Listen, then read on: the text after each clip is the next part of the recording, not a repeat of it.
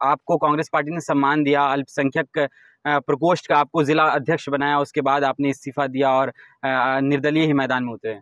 मैं कांग्रेस पार्टी का सिपाही रहा हूं और कांग्रेस पार्टी का सिपाही था भी, और लेकिन कांग्रेस पार्टी के द्वारा या झारखंड इंडिया गठबंधन के द्वारा लोकसभा का जो चुनाव गया उसमें एक भी अल्पसंख्यक समाज के किसी भी विधायक नेता को बोला जाए तो किसी को भी 14 लोकसभा सीट में एक भी सीट नहीं दिया गया। हमारे बार बार ये बात पूछने के बाद, बोलने के बाद भी हमें दरकिनार किया गया। तो सिर्फ अल्पसंख्यक समाज झंडा ढोने के लिए और चेयर लगाने के लिए तो नहीं है ना।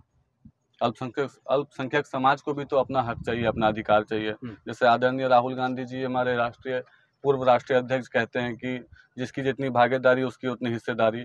तो मैं आपके माध्यम से पूछना चाहता हूं, क्या झारखंड लोकसभा सीट में हमारी भागीदारी नहीं है तो हमारी हिस्सेदारी कहाँ है? क्या ये सही समय मान रहे हैं आप, जब राजनीतिक करियर कहीं ना कहीं आपका शुरू ही हुआ है और इसी बीच में आप चुनाव लड़ने का ऐलान कर रहे हैं? वो अपने हक के लिए और अपने लोगों के हक के लिए तो कहीं ना कहीं से शुरुआत करना ही है। वो चाहे अभी हो या कुछ दिन के बाद हो, आज भी करना है वो चीज़, कल भी करना है, तो आज क्यों नहीं? पर्चा ले लिया आज? जी, आज मैंने पर्चा ले लिया। कब नॉमिनेशन करेंगे? नॉमिनेशन 23 अक्टूबर को करेंगे, दिन बुधवार। कितना सपोर्ट समर्थन है क्षेत्र में आपको? वो आप जब क्षेत्र में घूमिएगा तो आपको दिखेगा। आपके क्षेत्र में महतो वोट एक बड़ा फैक्टर है, हरेलाल महतो एक बड़ा चेहरा है वहाँ पर और रेस में आगे दिख रहे हैं, तो कैसे लड़िएगा? एक मौजूदा विधायक सविता महतो हैं, दूसरी तरफ भाजपा के कैंडिडेट हरेलाल महतो, दोनों का मुकाबला कैसे करेंगे अजमल बल्की? देखिए, इंडिया अलायंस का तो यहाँ पर कोई वजूद ही नहीं बचा है अब, और हमारी लड़ाई सीधा सीधी एनडीए से है। हम किसी पार्टिकुलरली का नाम नहीं लेंगे, एनडीए से लड़ाई है और सामंतवादी रखने वाले, सोच की अधिकार वाले लोग से लड़ाई है, जो ऐसे सोच रखते हैं। तो लड़ाई उनसे है और सीधी टक्कर है, लड़ाई होगी, बहुत अच्छे से होगी। और किसी समाज के बारे में बोलना उचित नहीं है, काम बोलेगा, जो काम करेगा, जो काम करने के लायक रहेगा, जनता उसे पसंद करेगी, जनता उसे अपना वोट देगी, कीमती वोट देगी। क्या ऐसा काम लगता है आपको नहीं हुआ इन 5 सालों में जो आप करेंगे? आप क्षेत्र में घूमिए, आपको दिखेगा, सुदूर इलाका में एक भी रोड नहीं बना है। अगर कोई बहन गर्भ से हो तो हॉस्पिटल पहुंचते पहुंचते शिशु का भी जान जा सकता है और बहन का भी जान जा सकता है। ये एक छोटा सा उदाहरण आपको दिए हैं, बाकी बहुत सारा उदाहरण है। वक्त आने दीजिए, आपको सारा उदाहरण दिया जाएगा। कितना वोट लाएंगे इस बार? वो तो जनता डिसाइड करेगी।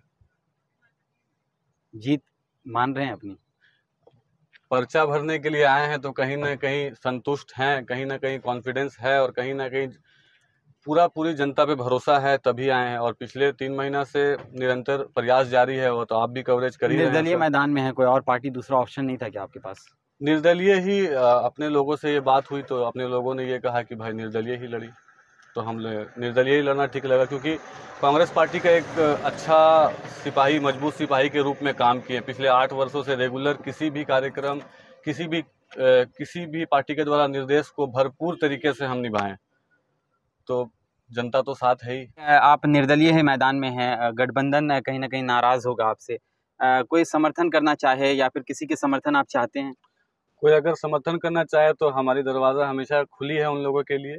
हमारी सोच और विचारधारा से मिलनी चाहिए उनकी सोच और उनकी विचारधारा, और उसके लिए दरवाजे हमारे खुले। अभी तक कोई आया है समर्थन के लिए आपके पास? काफ़ी लोगों से बातचीत चल रही है, काफ़ी लोगों से संपर्क में है हम लोग। बीच में बातचीत हुई थी कि जयराम की पार्टी से भी बातचीत हुई है, उसको लेकर क्या हुआ?